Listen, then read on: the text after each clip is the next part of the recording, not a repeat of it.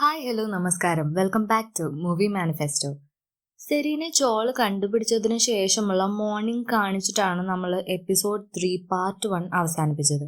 നാട്ടുകാരുടെ മുന്നിലുള്ള ഷോയ്ക്ക് ശേഷം ജോങ് ഹ്യുക്ക് ടീമിന്റെ അടുത്ത് എത്തുമ്പോൾ അവർക്ക് വലിയ അത്ഭുതം. എന്നാലും എങ്ങനെ ചോളിന്റെ അടുത്തുനിന്ന് സെറീനെ രക്ഷിച്ചു എന്ന്.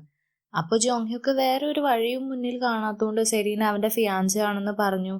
ചോളിനോട് പറഞ്ഞേക്കണത് അങ്ങനെയാണ് എന്നൊക്കെ പറയുമ്പോൾ നമ്മുടെ കൊറിയൻ ഡ്രാമ അഡിക്റ്റ് മുയോക്ക് പറയുന്നുണ്ട്, ഞാനിത് കൊറിയൻ ഡ്രാമയിൽ കണ്ടിട്ടുണ്ട്. അവിടെ ഇങ്ങനെ എന്തെങ്കിലും സിറ്റുവേഷനിൽ പെടുമ്പോൾ ഫീമെയിൽ ലീഡും മെയിൽ ലീഡും ഇതുപോലെ നുണ പറഞ്ഞ് ഒന്നുകിൽ കിസ് ചെയ്യും അല്ലെങ്കിൽ ഹഗ് ചെയ്യും. ഇതൊക്കെ ശ്രദ്ധിച്ച് കേട്ടിരിക്കുന്നുണ്ട് ജോങ് ഹ്യുക്ക്.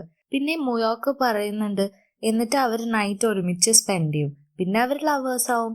അപ്പോൾ ജോങ് ഹ്യുക്കിനോട് ജിസു ചോദിക്കുന്നുണ്ട്, അല്ല ക്യാപ്റ്റൻ എന്താ ഇന്നലെ നൈറ്റ് വരാഞ്ഞേന്ന്. അപ്പൊ ജോങ് ഹ്യുക്ക് പറയുന്നുണ്ട്, ഇന്നലെ ഞാൻ ബെഡിൽ കിടന്നു, അവള് പുറത്ത് താഴെ കിടന്നു, ഞങ്ങൾ തമ്മിൽ ഒന്നുമില്ല എന്നൊക്കെ. എന്നാലും എല്ലാവർക്കും ചെറിയ സംശയമുണ്ട്. ഇന്ന് രാത്രി പോകുന്ന ബോട്ടിൽ സെറീനെ കയറ്റി വിടാനാണ് പ്ലാൻ. സോ അതിനു മുന്നേ ഇഷ്യൂസ് ഒന്നും ഉണ്ടാവാതിരിക്കാൻ ടീം മെമ്പേഴ്സിനെ എല്ലാരെയും സെറിയുടെ അടുത്തേക്ക് വിടുന്നുണ്ട് ജോങ് ഹ്യുക്ക്. മൂൺ വാക്ക് ആണെങ്കിൽ ഒരു വയർ ടാപ്പർ ജോങ് ഹ്യുക്കിന്റെ വീട്ടിന്റെ അടുത്ത് ഫിറ്റ് ചെയ്ത് അവിടെ നടക്കുന്നതെല്ലാം കേൾക്കാൻ തുടങ്ങിയിട്ടുണ്ട്. ആ സമയത്ത് അങ്ങോട്ട് ടീം മെമ്പേഴ്സ് എല്ലാവരും വരുന്നുണ്ട്.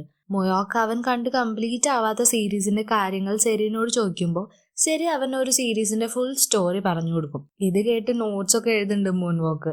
ആൾക്ക് ഒരു പിടിയും കിട്ടണില്ല ഈ രണ്ടെണ്ണം എന്താ പറയണേന്ന്.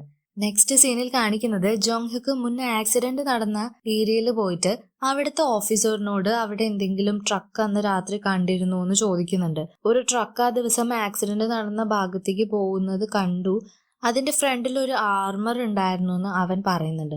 സോ ഈ ആക്സിഡന്റിന് പിന്നിൽ ആരോ ഉണ്ടെന്ന് ജോങ് ഹ്യുക്ക് ഉറപ്പിക്കുന്നു. ഈ സമയത്തൊക്കെ സെറിയുടെ വീട്ടിൽ അവളുടെ അച്ഛൻ അല്ലാതെ വേറെ ആർക്കും അവളെ കുറിച്ച് ഒരു ചിന്തയില്ല. ചേട്ടന്മാര് രണ്ടുപേരും എപ്പോഴത്തെയും പോലെ സ്വത്തിന്റെയും പണത്തിന്റെയും പുറകെയാണ്. സെറീനെ കണ്ടുപിടിക്കാനായിട്ട് കഷ്ടപ്പെടുന്നത് ആകെ സെറിയുടെ സെക്രട്ടറിയും പിന്നെ സെറി ഇൻഷുറൻസ് എടുക്കാമെന്ന് പറഞ്ഞിട്ടുള്ള ഇൻഷുറൻസ് ഏജന്റും ആണ്. രണ്ടുപേരും വളരെയധികം എഫേർട്ട് ഇടുന്നുണ്ട് സെറീനെ കണ്ടുപിടിക്കാനായിട്ട്.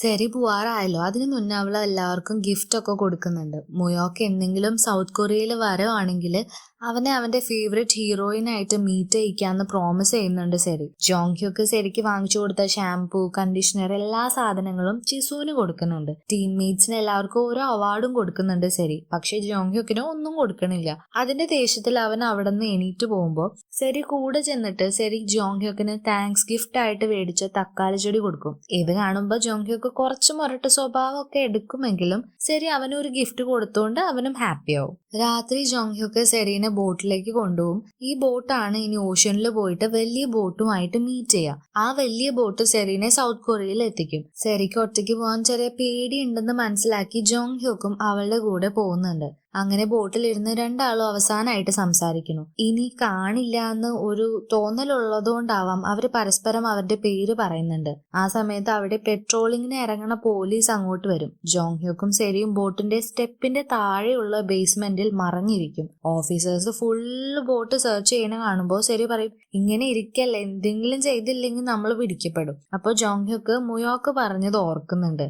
അവൻ പറഞ്ഞല്ലോ, സൗത്ത് കൊറിയൻ ഡ്രാമകളിൽ ഇങ്ങനെ എന്തെങ്കിലും പ്രശ്നത്തില് മെയിൽ ലീഡും ഫീമെയിൽ ലീഡും പെടുമ്പോ അവരൊന്നുകിൽ കിസ് ചെയ്യും അല്ലെങ്കിൽ ഹഗ് ചെയ്യും. വിഷയം ഹഗിൽ നിൽക്കില്ല എന്ന് തോന്നിയിട്ടാണാവോ ജോങ് ഹ്യുക്ക് സെറീനെ പിടിച്ച് കിസ് ചെയ്യും. അങ്ങനെ എപ്പിസോഡ് 3 അവിടെ അവസാനിക്കുന്നു. എപ്പിസോഡ് ഇഷ്ടമായെങ്കിൽ അടുത്ത വീഡിയോസിന് വേണ്ടിയിട്ട് നമ്മുടെ ചാനൽ ഒന്ന് സബ്സ്ക്രൈബ് ചെയ്തോളൂ. നെക്സ്റ്റ് വീഡിയോ ആയിട്ട് ഞാൻ വേഗം വരാം. അതുവരെ ടേക്ക് കെയർ, ബൈ.